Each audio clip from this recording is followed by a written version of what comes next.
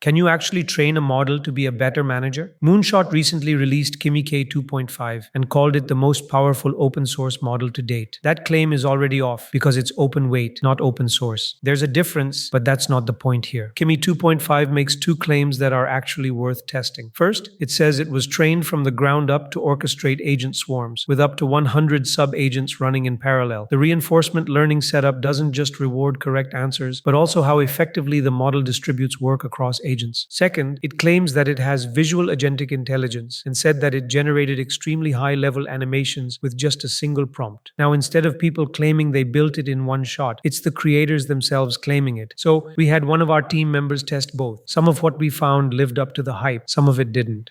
As I mentioned, Kimi 2.5 claims to be an open source model. Actually, Kimi 2.5 is not an open source model. According to the definition given by the Open Source Initiative, open source models mean the code, training data, and methodologies should be publicly available, allowing anyone to inspect, modify, and distribute them. But for this model, it's just an open weight model. An open weight model only makes the final weights available, meaning neither the training code nor the training dataset is publicly released. It only contains the weights, which are released so others can fine-tune, adapt, or deploy the model for their own projects. Now, this model's architecture is very similar to DeepSeek's mixture of expert model architecture. It contains 1 trillion parameters, with only 32 billion parameters activated. Does that mean we're not using the model at full capacity? It answers to the same accuracy as a 1 trillion parameter model would, but with much lower processing power and cost. This difference between the total parameters and the activated parameters is the key reason why this model is claimed to be one of the fastest open weight models out there. Only a few activated parameters means only a few are being used per query, and this significantly speeds up the model. This is the core reason why it's so cheap compared to other models. They say this is a native multimodal model and delivers state-of-the-art coding and vision capabilities. But this is the same claim every model makes about being state-of-the-art, better than others, and all that. So our team had to test it to verify for ourselves, and we'll show you what we found. But before we move ahead to its actually unique capabilities, let's have a word from the sponsor, Opera Neon. This is the Opera's first agentic browser, designed specifically for power users ready to experience the future. Neon uses tasks, which replaces chaotic tabs with focused workspaces where the AI can analyze and act across multiple tabs within the same context. Imagine needing a quick utility for work. Instead of opening an IDE, simply use Neon Make. Type prompt like "Make a cyberpunk Pomodoro timer," and the browser spawns a virtual machine to generate the agenda, write the code, and deploy the app instantly. It's a massive time saver for daily workflows, allowing you to prototype concepts or automate research via Neon Do without ever breaking your flow. It acts like a junior developer built directly into the interface. I'll definitely be using these Neon cards to automate my prompts. You can subscribe to Opera Neon today. Don't just watch the agentic shift, be a part of it. The link is in the description.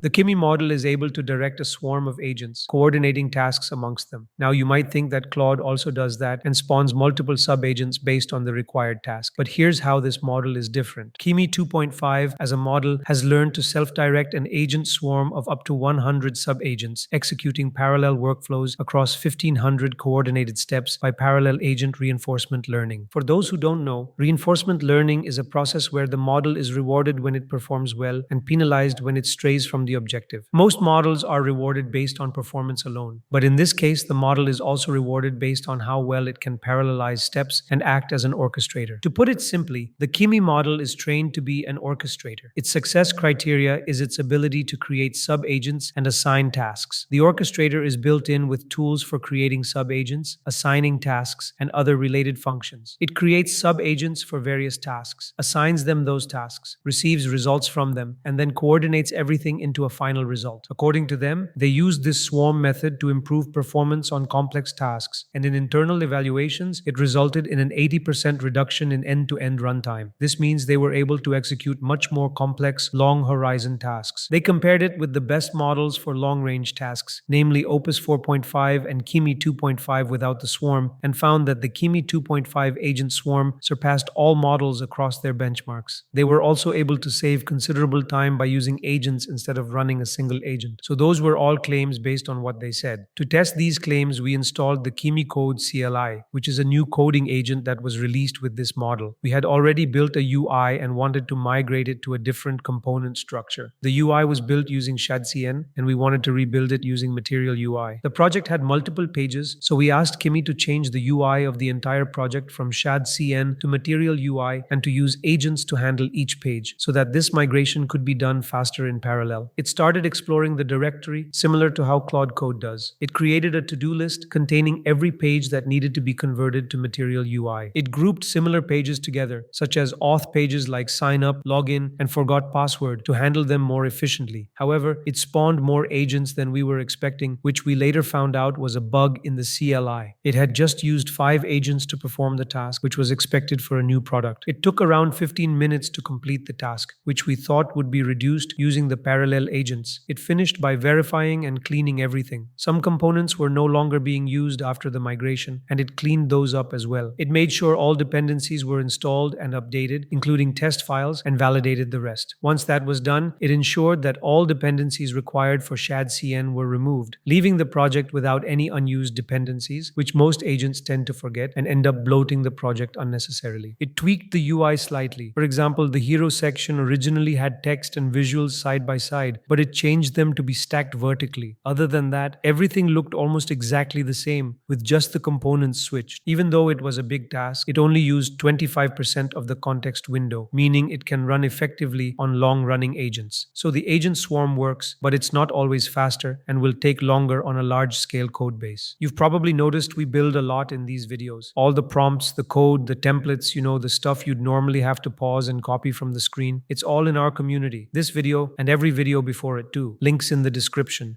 The key selling point of Kimi 2.5 is its visual agentic intelligence. It's claimed to be particularly strong in front-end capabilities. It can interact with and implement interactive layouts and rich animations, such as scrolling through text. They provided multiple examples of animations, which were all created well. Here's where it really stands out. Kimi 2.5 excels at coding with vision, going beyond just text and image prompts. It can even take videos as input and generate code, making it one of the first models able to do so. This made explaining code flows much easier. This multimodal capability was not added later after training. It was integrated during model training. Most models incorporate additional capabilities only after their text capabilities are strong enough, which often leads to a trade-off between vision and text abilities. But with Kimi 2.5's training methodology, this trade-off disappears and both capabilities improve together. Now, we had to test it ourselves. We screen recorded navigating around the Notion new page interface and using /commands. We kept the recording small because the documentation mentions that videos are limited to 40 megabytes. We provided the path to the Notion recording and asked it to clone the website shown in the video. We didn't specifically tell it in the prompt what the recording was, so it used the read media file tool to analyze the video. It concluded that the interface was Notion-like, identified all the features, and determined it was a Notion clone with a Mac OS style window. Once it had listed what was in the file, it started implementing it. If you're using video processing in your own projects, remember this. Videos and images can exhaust the context window quickly, so be careful with large files and watch out for context bloating. When it replicated the interface, it was accurate. The UI was editable, including page icons and features from Notion, even though some weren't fully functional at first. The /commands weren't working yet, but the overall UI was accurate. It would have been better if the /commands were implemented, as that's a key part of the workflow. But this was a minor issue that could be fixed by reiteration. So we gave it a prompt asking it to fix the issues we were having with the implementation. From there, it self-iterated, implementing fixes, checking the results, and ensuring the feature worked correctly without needing any additional prompt from us. This reiteration eventually fixed the /command issue, making the whole interface feel like a functional Notion clone. So it is living up to the model claims. After working through a few issues, we think it could be a cheaper alternative to Claude Code, given Claude's plans are known to be expensive and Kimi's plans are lower priced.